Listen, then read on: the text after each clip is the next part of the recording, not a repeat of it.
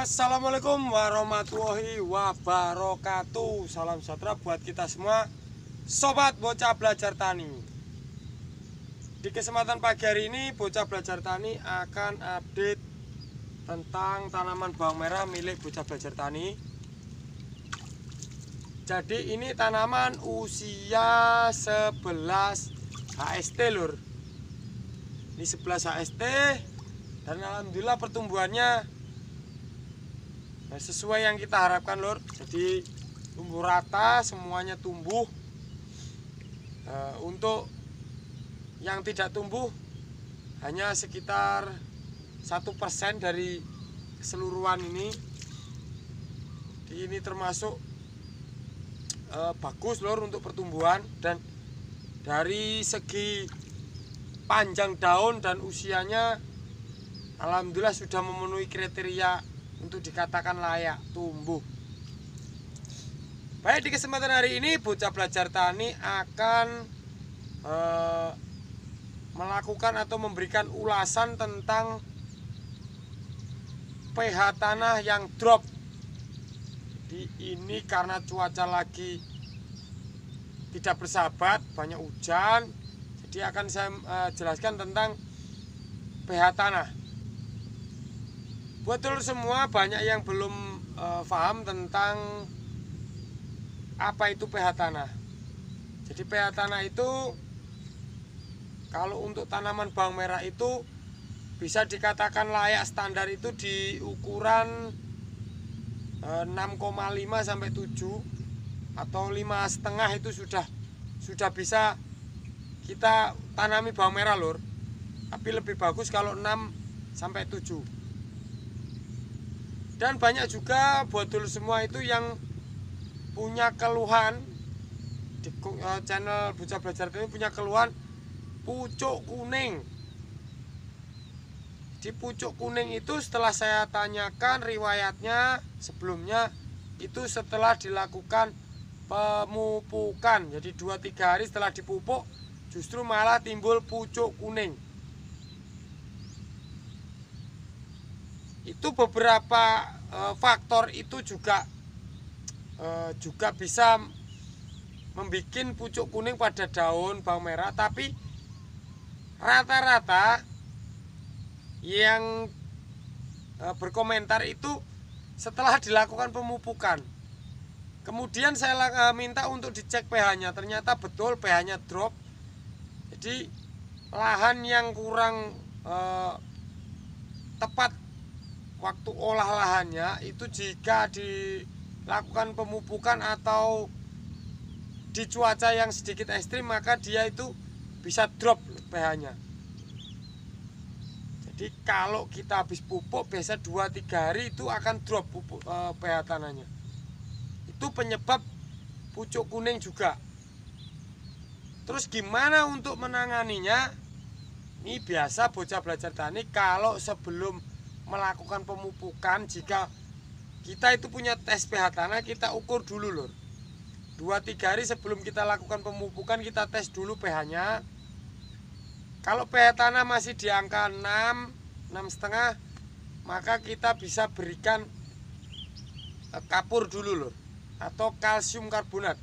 Kita tabur, itu kita siram. Terus 2-3 hari baru kita lakukan pemupukan.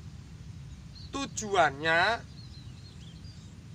jika setelah kita lakukan pemupukan, agar pH-nya tidak drop terlalu parah atau terlalu signifikan. Karena dropnya pH itu biasanya cepat dan naiknya perlahan. Seperti itu lur.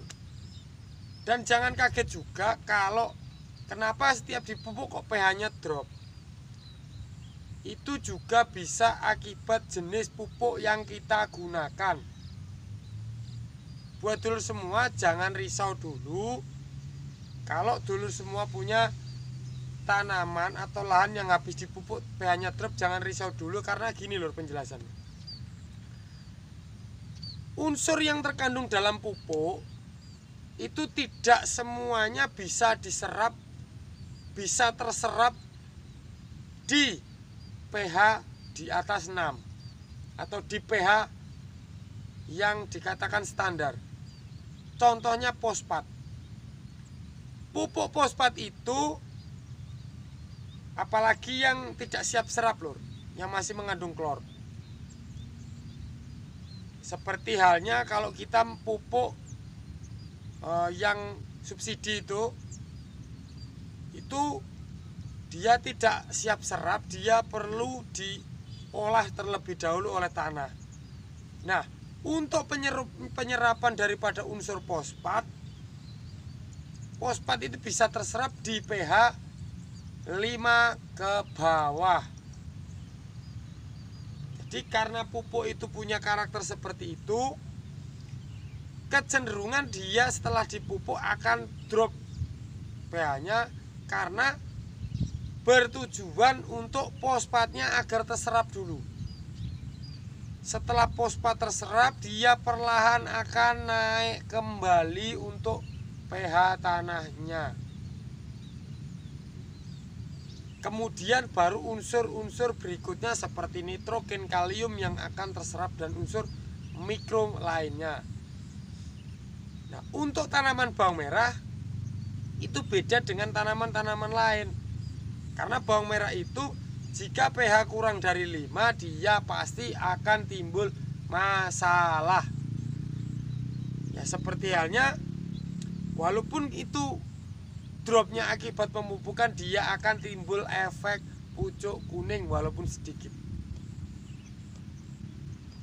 Cara untuk menaikkannya kembali ya tetap kita akan keringkan gotnya, bedengannya jangan terlalu basah.